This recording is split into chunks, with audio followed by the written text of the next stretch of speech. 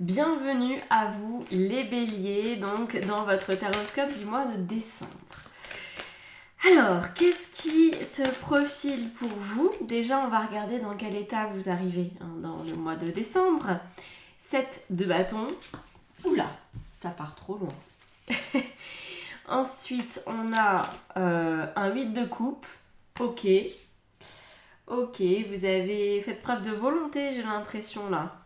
Et enfin, un 9 d'épée. Ouais, c'est pas simple, hein.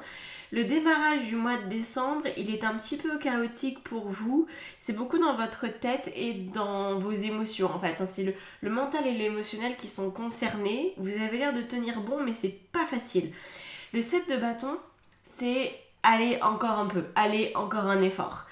Avec le 8 de coupe qui est une forme de déception, vous savez, quand on a des déceptions à la chaîne. Voilà, c'est pas juste une fois. Il y a, ouais, bon, ça marche pas. Oh, j'ai essayé comme ça marche pas. J'ai essayé de faire confiance encore à cette personne, ça marche pas. Vous voyez, c'est ce genre de situation. Et le 9 d'épée, c'est j'ai toujours pas trouvé de solution, donc ça m'inquiète, ça m'angoisse, ça me stresse, je sais pas quoi. Ok ? Donc là, vous êtes, je pense, dans une étape où il y a besoin de trouver des solutions.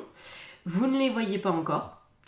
Ça c'est clair, vous ne les voyez pas, mais vous vous accrochez avec le 7 de bâton. Alors, l'énergie n'est pas énorme, hein, j'aurais préféré un 9 ici, mais un 7, bon, ça montre que, allez, on se laisse pas abattre en fait, hein, c'est ça. 9 d'épée. Voilà, 9 d'épée again, vous l'avez 2 fois, ça fait beaucoup les béliers, je sais pas ce que vous vivez, pourquoi vous le vivez, mais en tout cas il y a de l'inquiétude, il y a des difficultés à trouver un chemin en fait dans les méandres du mental. C'est vraiment ce qui ressort. Alors, quel va être le défi à relever pour ce mois de décembre? J'espère que ça va être un petit peu plus cool que ce qui ressort là.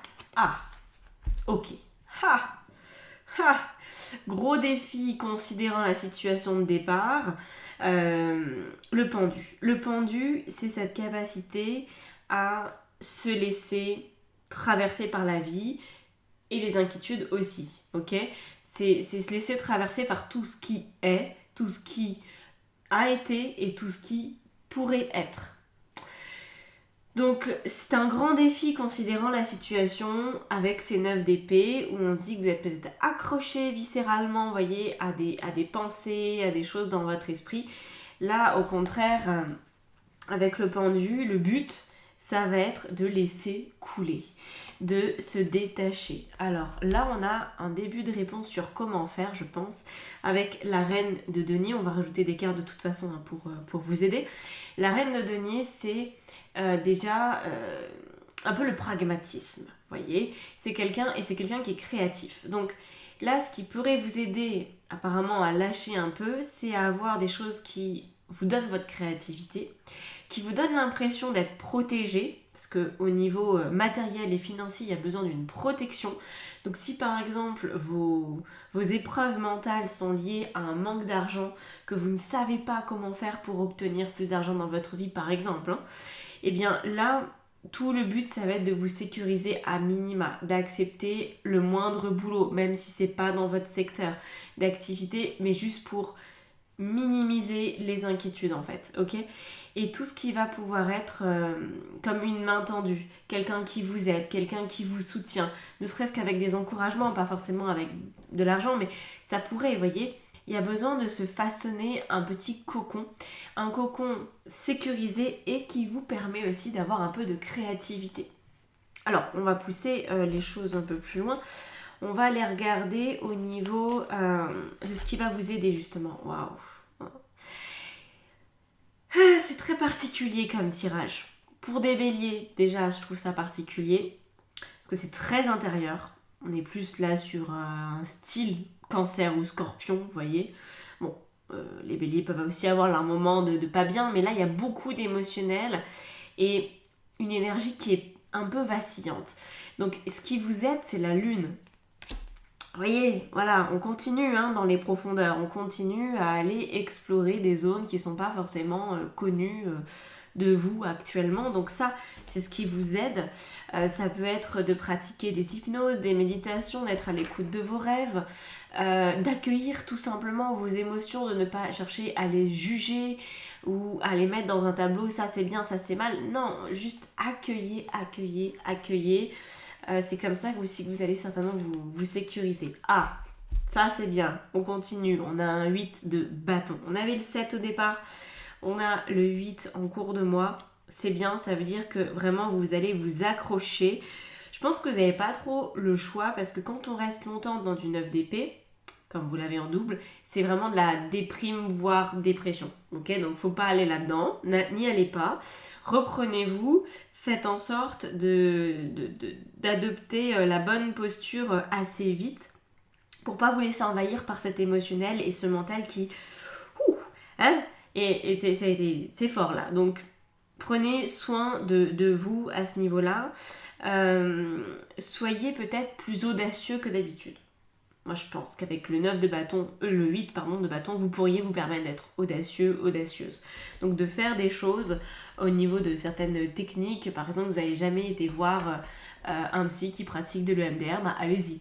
Si vous le sentez, ok, évidemment, hein, je ne vous donne que des idées, mais peut-être que jusqu'à présent, vous aviez été voir un psy classique, que maintenant vous allez faire de l'EMDR, ou que vous allez faire des constellations familiales, ou que vous allez faire du je sais pas quoi. Bref, il y a besoin d'aller plus loin, comme si, parce que je vous le rappelle, il y a une absence de solution, donc il faut trouver une solution. Donc là, ce que la vie vous dit, c'est qu'il va falloir apprendre à gérer vos émotions d'une manière différente de ce que vous avez fait dans le passé. Alors, au niveau plus, on va dire, thème par thème, qu'est-ce qu'on a au niveau perso ? Au niveau perso, on a un roi de coupe. Donc le roi de coupe dans la vie personnelle, amicale, familiale et amoureuse, c'est bien. C'est bien parce que ça veut dire qu'il y a une stabilité. Je pense que la plupart d'entre vous, vous avez un cocon relationnel. Ouais, bon. Il y a eu des départs, mais parce qu'on a quand même 2 fois. C'est la deuxième fois qu'elle sort, le 8 de coupe. Donc je pense que aujourd'hui ça va. Peut-être que courant du mois de décembre, vous allez voir une nouvelle personne quitter votre cercle intime. C'est possible. Parce que c'est plus possible, parce que ça ne marche pas.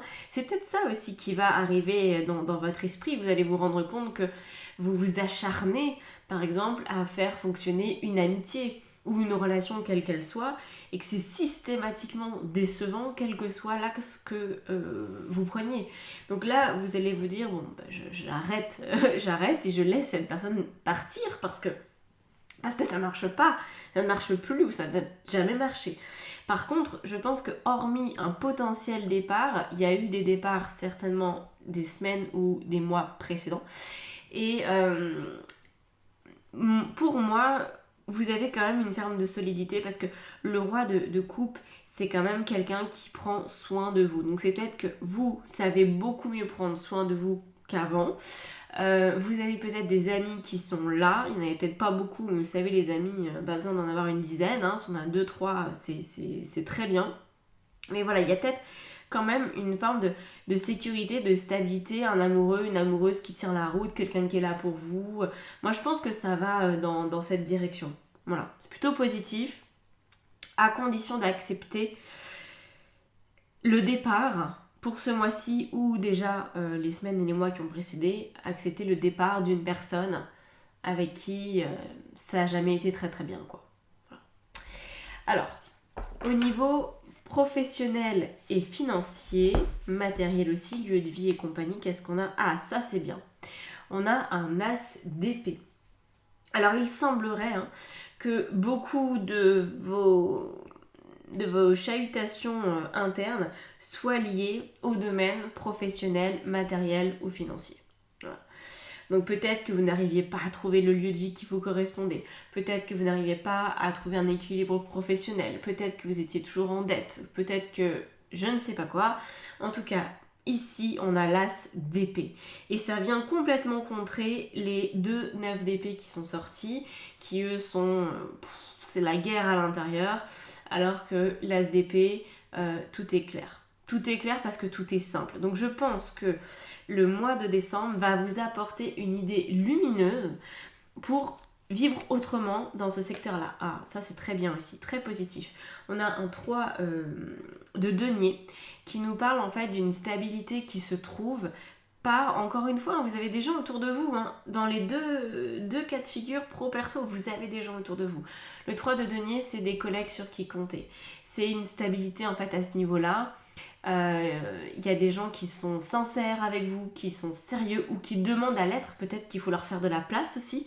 Si vous étiez du genre à faire cavalier seul tout le temps, regardez les gens qui sont autour de vous, avec vous, qui vont vous donner la chance de peut-être d'évoluer professionnellement, d'atteindre un échelon que vous désirez, d'atteindre le travail que vous désirez. Ça a beaucoup d'importance, beaucoup d'impact ici. Alors, continuons ensuite au niveau de votre vie intérieure, qui je pense va être assez agité. Quand je vois tout ça, je pense qu'il va s'en passer des choses. Un 9 de denier. Très bien. Alors le 9 de denier, dans la vie intérieure, c'est la capacité à trouver ses ressources en soi et avoir l'impression que ces ressources sont illimitées et donc qu'on peut tout vivre, qu'on peut tout faire parce que finalement tout va bien. Tout va bien, pas dans la manière où les circonstances de la vie sont parfaites, pas dans ce sens-là, dans le sens où, quoi qu'il arrive, j'ai les ressources pour dépasser les problèmes. C'est ça en fait qu'il faut trouver, c'est cette richesse intérieure, vraiment. Et cette richesse intérieure, vous allez mettre le doigt dessus quand vous réussirez à vous abandonner et à retrouver peut-être de la créativité en travaillant sur votre monde émotionnel et votre inconscient. Voilà. Qu'est-ce qu'on a sur ce 9 de denier? En complément, on a un 7 d'épée. Ouais. En fait, voyez, vous cherchez certainement une solution assez concrète à un problème concret. Genre, le travail, ça va pas. Ok. Et vous allez trouver la solution parce que vous allez regarder à l'intérieur de vous. Vous allez trouver une ressource qui, pour l'instant, était inexploitée, dont vous n'aviez même pas conscience. Et là, le 7 d'épée nous dit très clairement, en fait, il y a quelque chose de disponible. Il y a quelque chose que tu ne connais pas à propos de toi. Va le chercher, va le découvrir. Ça peut être beaucoup de choses. Ça peut être votre plan d'incarnation que vous méconnaissez. Ça peut être une force particulière que vous avez jamais vraiment utilisée. Ou alors vous l'avez juste utilisée quand vous étiez dans les modes survie, mais pas dans votre quotidien. Il y a quelque chose, je ne sais pas exactement quoi et ça reste trop général pour que j'ai une précision absolue là-dessus. Mais j'ai vraiment l'impression que vous allez découvrir quelque chose à propos de vous. Et pour l'instant, vous êtes dans l'appréhension parce que vous avez l'impression que vous n'avez pas la solution. Et là, vraiment, il y a quelque chose à creuser. Ouais. C'est intéressant.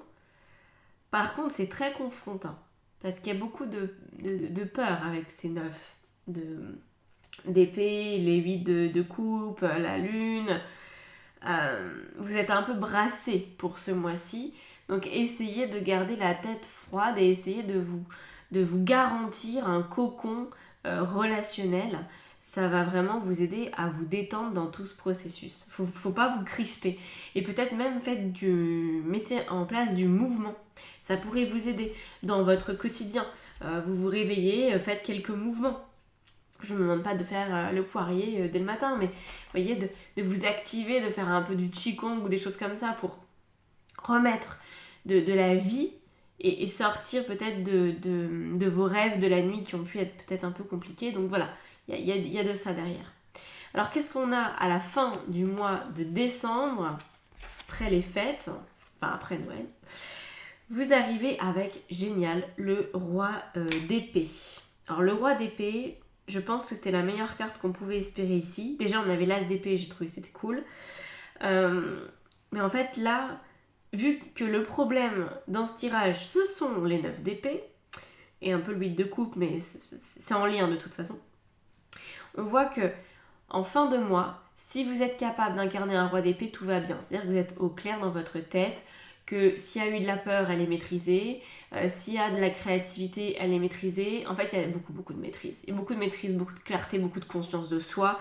Et je suis sur la montagne, quoi. J'ai de la visibilité.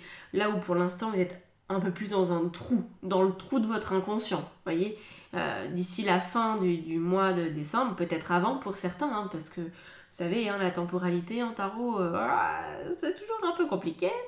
Par contre, ce qu'on peut espérer, c'est qu'au bout de 15 jours, 3 semaines, vous soyez peut-être déjà en train de toucher du doigt cette énergie du roi d'épée. Et alors, qu'est-ce qu'on a par-dessus le roi d'épée? Merveilleux. Le pendu, voilà, qui est votre défi. Donc ça veut dire que vous aurez relevé votre défi haut la main, que ça ira très bien, très bien à ce moment-là. On est vraiment là dans une très bonne dynamique en fin de mois. Vous aurez, oui, je pense, pas mal de perturbations à vivre, à traverser. N'oubliez pas que le pendu ne s'accroche pas, il laisse, ok ?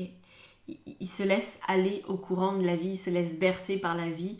C'est ça qui fait qu'il y arrive, c'est ça qui fait qu'il atteint la clarté, c'est ça qui fait que les choses s'améliorent. Voilà. Ça serait bien d'avoir un quotidien qui soit avec des moments de calme, ok ? D'avoir des moments de ressources dans votre quotidien pour passer tout ce mois-ci bien.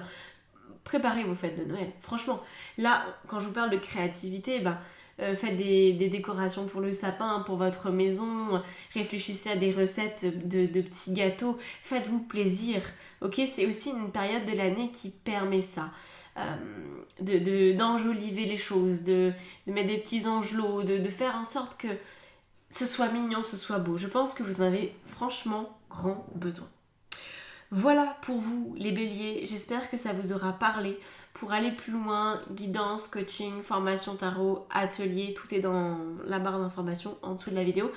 Je vous laisse là et je vous dis à bientôt, prenez soin de vous et joyeux Noël. Ciao ciao.